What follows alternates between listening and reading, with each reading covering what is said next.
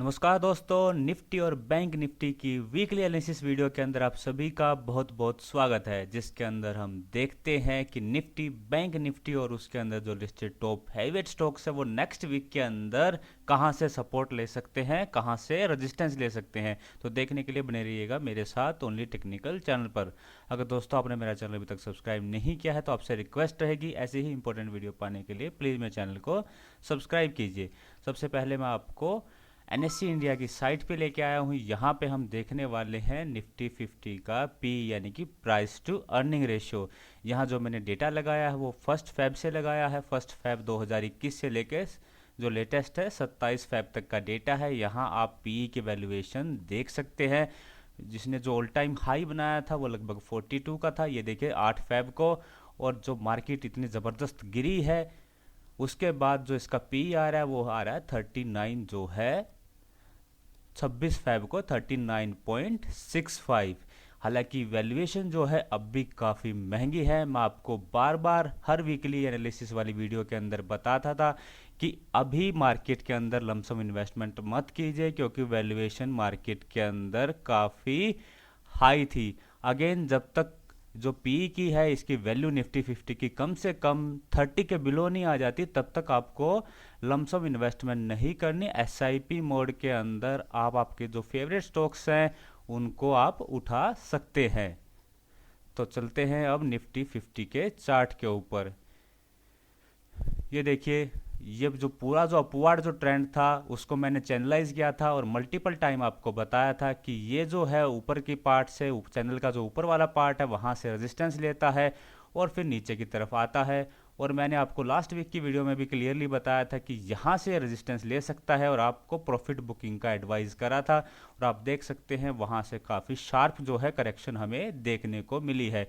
फिलहाल अगर बात करें तो निफ्टी 50 का इमीडिएट रेजिस्टेंस जो होगा वो है हमारा करीब करीब 14,630 रुपये का। अगर 14,630 के ऊपर अगर ये निकले तो फिर हमें 14,750 तक के लेवल दिखा सकता है।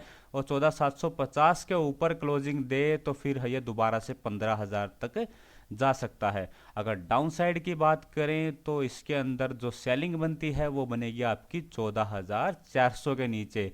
यहाँ पे आप देख सकते हैं ये जो रेड कलर की लाइन है ये बेसिकली 50 डेज की जो है हमारी सिंपल मूविंग एवरेज है। तो हो सकता है निफ्टी 50 यहाँ से सपोर्ट ले सकता है, क्योंकि पहले भी इसने काफ़ी बार जो है 50 डेज की मूविंग एवरेज से सपोर्ट लिया है। जैसे कि आप यहाँ देखिए, मई के मंथ में यहाँ से सपोर्ट लिया है।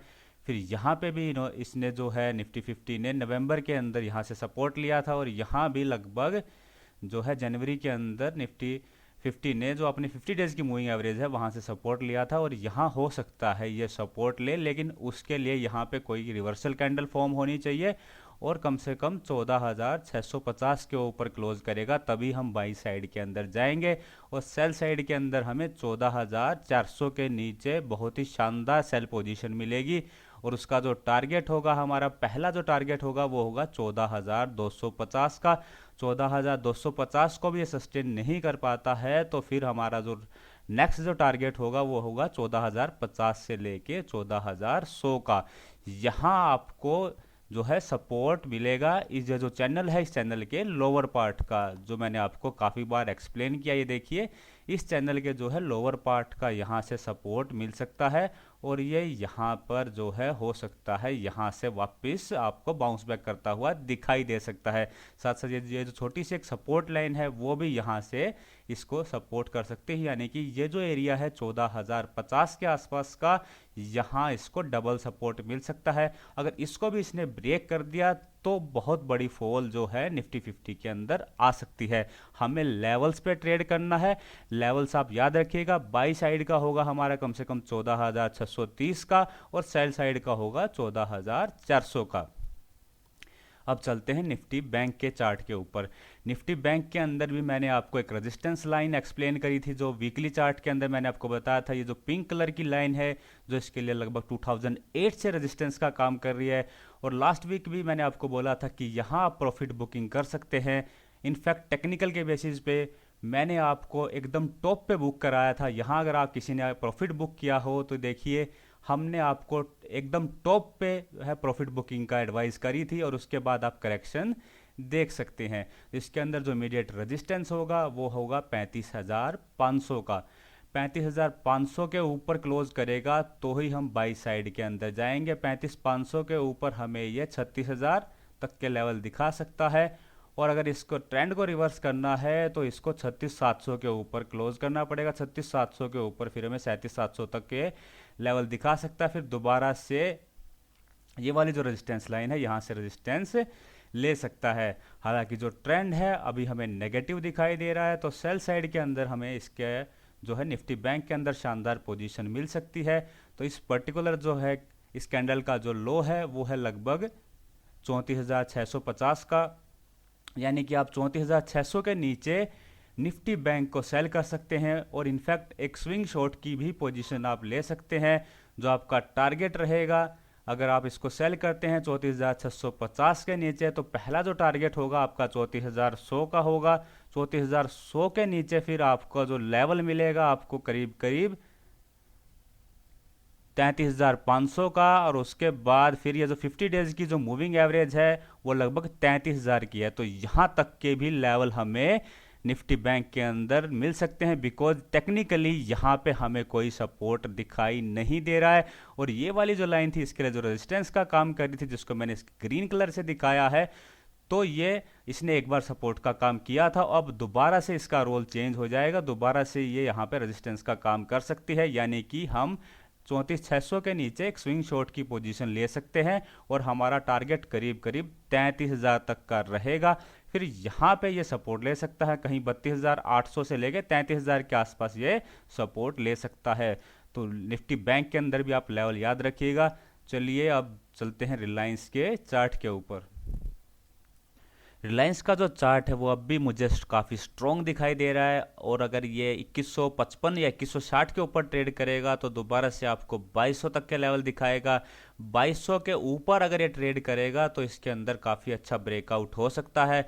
और सपोर्ट की बात करें तो इसका जो सपोर्ट का एरिया है वो है 2050 के आसपास। 2050 के नीचे क्लोज करेगा तो फिर ये 2000, और 2000 के नीचे क्लोज करेगा तो ये 1950 तक के लेवल दिखा सकता है। इसका जो स्ट्रॉन्गेस्ट सपोर्ट रहेगा वो होगा 1850 का एरिया, और 1850 के आसपास आप इसके अंदर स्टैगर्ड मोड के जो है बाइंग कर सकते हैं।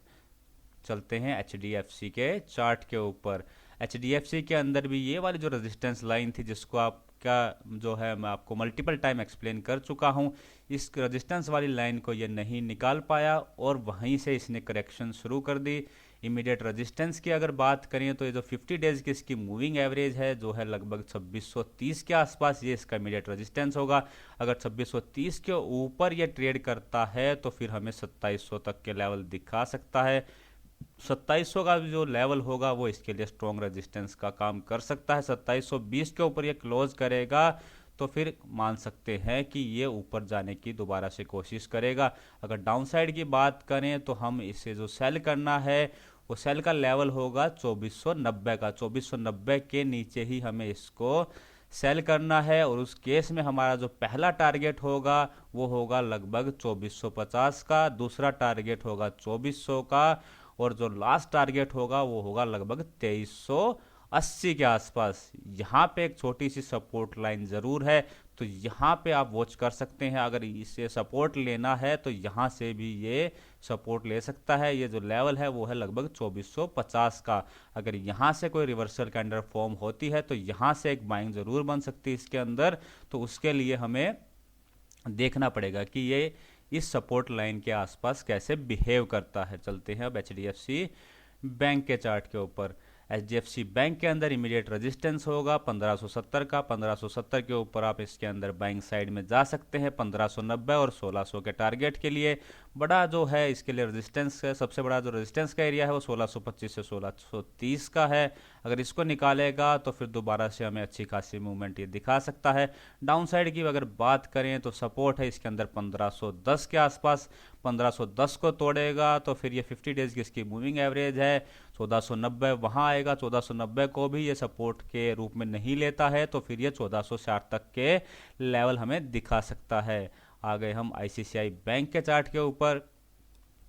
आईसीआईसीआई बैंक के अंदर अगर देखें तो यहाँ आपको एक ट्रेंड लाइन दिखाई दे रही होगी जो इसके रेजिस्टेंस का काम कर रही थी और इसने एक बार इसके लिए सपोर्ट का भी काम किया है और अब दोबारा से इस लाइन का जो है रोल चेंज हो जाएगा। अब ये दोबारा से इसके लिए रेजिस्टेंस का काम करेगी, यानी कि जब तक इस लाइन के ऊपर क्लोज नहीं कर देता तो बाइंग की कोई पोजीशन इसके अंदर नहीं बनेगी और सेलिंग की इसके अंदर काफ़ी शानदार पोजीशन मुझे दिखाई दे रही है। नेक्स्ट वीक इसको आप अपनी वॉचलिस्ट के अंदर लगा सकते हैं। 590 के नीचे काफ़ी शानदार इसके अंदर सेलिंग बनेगी जो हमें इसका इजीली 570 तक के लेवल दिखा सकती है।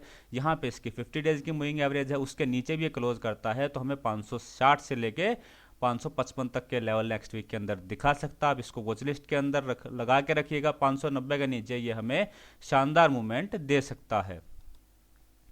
कोटक महिंद्रा के अंदर देखें तो इमीडिएट रेजिस्टेंस होगा 1800 का। 1800 के ऊपर ट्रेड करता है तो दोबारा से हमें 1840 से 50 तक के लेवल दिखाएगा।